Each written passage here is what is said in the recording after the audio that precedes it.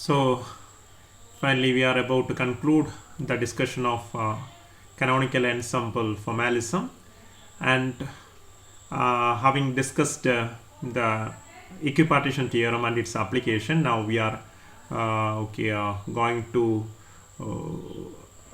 familiarize ourselves with the concept of virial of a system and a related theorem known as the virial theorem.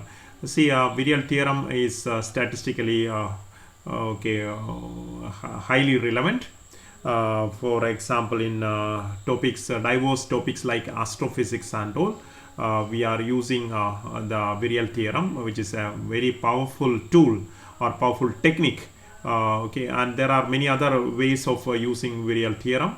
Especially in mechanics, virial theorem is of use in order to calculate some quantities like potential energy, etc. easily.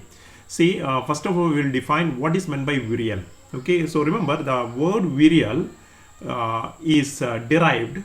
The word virial is derived from the Latin word virus. Virial. Maybe this is for the first time that we are using this term virial. Virial is derived from the Latin word virus, which means energy. So the word meaning of virus is energy. So we can understand then by the nomenclature itself, virial theorem discusses something about some sort of energy of the system. So you know that usually a system is characterized by certain value of potential energy or certain value of total internal energy, etc. Similarly, we can now define statistically what is known as a virial of a system as some other sort of energy. So let's see how virial is defined.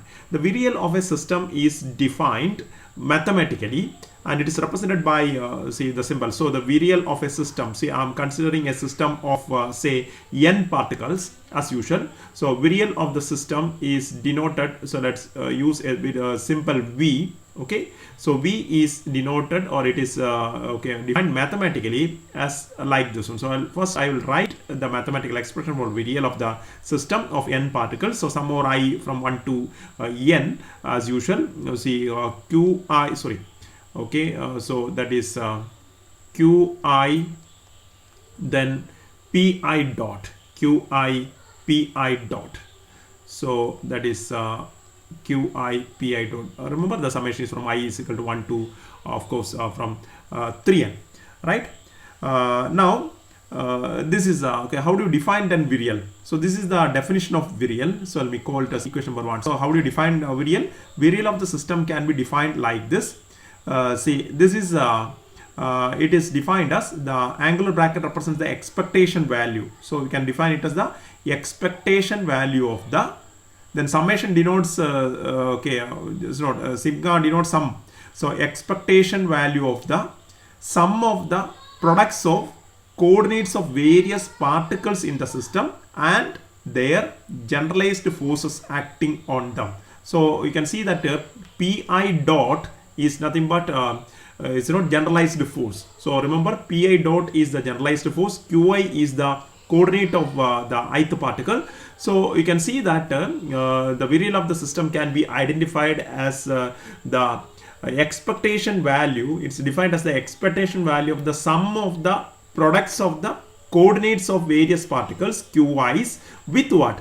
The generalized forces acting on them. So you have a particle number 1, say suppose its coordinate is Qi, and let the generalized force that is acting on them is represented as Pi dot, which will be causing a rate of change of generalized momenta. So Pi dot is the generalized force acting on it. So the product of each of this, you take the second particle, whose coordinate is say Q2, and the force acting on it is what? P2 dot, likewise. So you sum it over, and you'll be getting what is known as what? You take the expectation value of that, you get the virial of the system. So mathematically, now having introduced the virial mathematically, we can state the virial theorem. So virial's theorem is also stated mathematically. So mathematically, virial theorem is stated as the virial of a system. So virial theorem states that the virial of a system virial of a system, virial of a system, V is equal to, which is equal to expectation value of, okay, sum over I, Qi multiplied by the corresponding generalized force Pi dot, Qi Pi dot is equal to minus 3n kBt, minus 3n kt. So this expression is what is known as what? The virial theorem. So this mathematical expression is known as the virial theorem. Okay, so the virial of a system is equal to minus 3n kt. Okay, so you note that negative sign, that is quite relevant. Now let's prove the virial theorem. Okay, so we are trying to prove the virial theorem. So it can be proved straight away without much complications. So we'll start with just the definition of virial. So we have the virial of the system V is equal to sum over I Qi Pi dot, Qi Pi dot. So now we can substitute for this Pi dot. So that is equal to expectation value of sum over I, then Qi. So can you substitute for Pi dot from the Hamilton's equation of motion? So that is minus dou H by dou Qi. So Pi dot is nothing but minus dou H by dou Qi. So I can take that negative sign outside. So that is equal to minus expectation value of sum over I, then Qi dou H by dou Qi. And hope you remember what is this one. So by the derivation that we have used in equipartition theorem, hope you remember this quantity in the angular bracket, okay, was proved to be equal to 3n kt. The quantity in the angular bracket was proved to be equal to what? 3n kt. So we have seen that the expectation value sum over I Qi dou H by dou Qi as well as sum over I Pi dou H by dou Pi both are equal to 3n kt. So the negative sign is already there outside. So the result is equal to what is 3n kt, and hence the proof. You can see that the proof is a straightforward one. So hence what we conclude is that the virial of the system defined by equation number 1 is always equal to minus 3n kt, where T is the equilibrium temperature of the system. Remember, see, there are several different versions of virial theorem. So for example, in classical mechanics, the virial theorem states that the average kinetic energy of the particles of a system is equal to the negative of half of the average potential energy. So that is another way. So remember that one. See, in classical mechanics, that's only for your knowledge. Okay, we are not using this virial theorem much in our discussions. So in classical mechanics, the virial theorem is stated another way. Anyway, even though these are all same virial theorem, but stated in different languages, in different context. So it states that the average kinetic energy of particles of the system is equal to, so I can write K is equal to, let me say K is the average kinetic energy, that is equal to negative of, so minus negative of half of the average potential energy. So half of the negative of half of the average potential energy, and we'll see that the virial is related to the potential energy.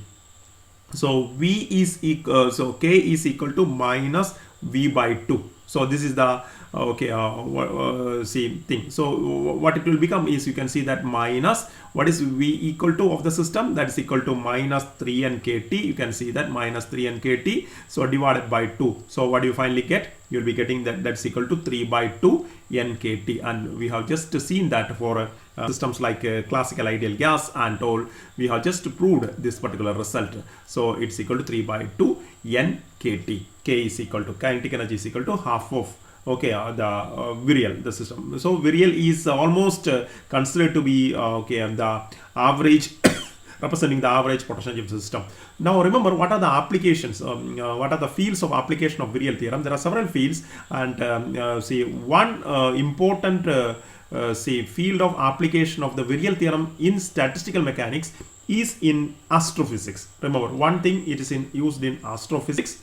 Astrophysics, So exactly, to be very precise, in astrophysics we are interested in measuring the measuring the temperature of solar or temperature of heavenly bodies like the sun or any other star. And in order to calculate the surface temperature of heavenly bodies, we are using several equations like the Wien's displacement law, or we can use the Stefan Boltzmann law, etc. So what we are getting is that we consider the stars to be something acting like black bodies, okay, and we'll be using the black body radiation laws, okay, in order to obtain the surface temperature of these stars. But in many cases we need to measure the the interior temperature of stars. So the black body radiation theory will be helping us to measure only the surface temperature of stars, but the surface temperature of a star is entirely different from the interior temperature. For example, in the case of our own star, the sun, the surface temperature is very low. Okay, very low in the sense that compared to the interior temperature, the surface temperature of sun is around 6000 Kelvin only, whereas its interior temperature is of the order of some 15 million Kelvin. Okay, so you can see that there is a huge difference between the interior temperature of a star and the surface temperature of that star.